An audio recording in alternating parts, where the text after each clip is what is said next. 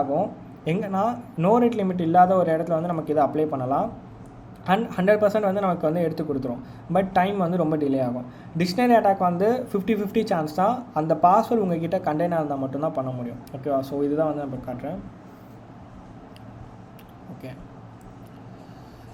நான் க்ளோஸ் பண்ணிடுறேன். Okay, close பண்ணிடுறேன். டெர்மினேட்.